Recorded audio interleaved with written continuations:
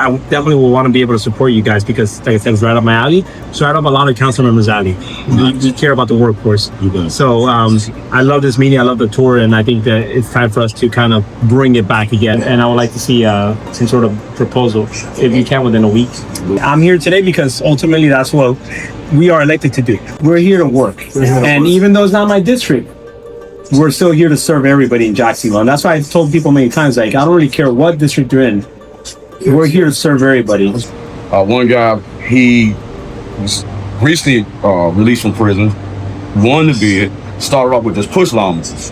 After he got a couple of checks, got him a couple of those 360s, a little trailers, and then he started pulling people right out of J-Rackets to start working with him that were on outside squad with him. The problem would not be finding the folks. The problem would be how do we finance it to make it work. At this point, I've seen more success with adding a stipend, and it's tangible because they're in class. While they're in class learning about how to work, they're still getting paid. I want to make sure that everybody gets a fair share of the dollars and not just the same groups that are constantly always getting the same dollars. Right?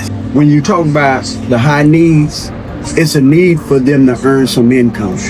And most of them cannot afford not to have something come in to do the training. So they don't realize that this is a sacrifice that gets you on the back. So that stipend take that pressure of trying to get money so then they can focus on the training. The flooring side is that there is no training programs in Northeast Florida for flooring, but there's a huge demand.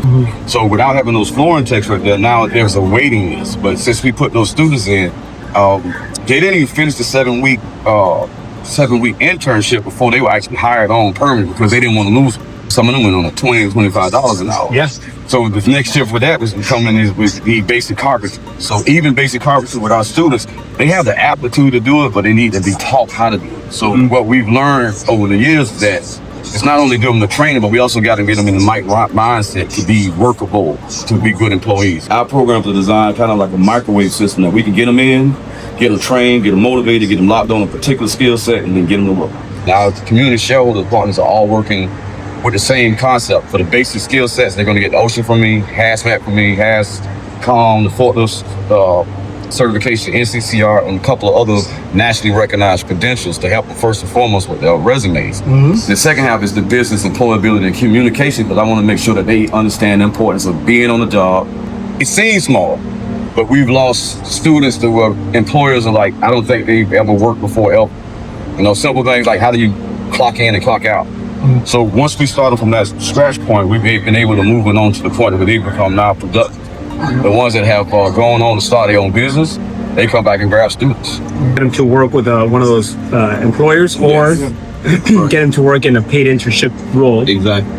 Or the other outcome would be they want to become entrepreneurs and do something on their own. Exactly. Where do you market to get your students? Students have been coming. Right now I have a waiting list of about 75 students from the last program. Well, That is my primary focus, workforce development. You guys are right up that alley. So I would like to see what your proposal would be as a curriculum, even though you're detailing it here. I would like to see that curriculum. And then I would like to set up a meeting with NEFPA to see how they could also play a role in your success, because ultimately they have all the contractors, they have all the builders, right?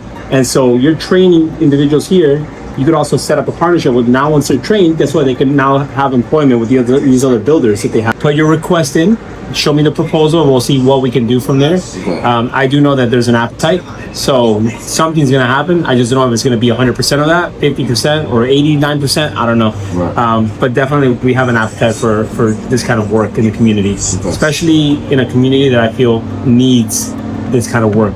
So I do appreciate you obviously connecting us today, and I think you think it's a blessing for you guys. It's a blessing for me too, to be able to learn about what the programs are doing, to be able to say, okay, this is what we're doing to change the culture and the direction of Jacksonville.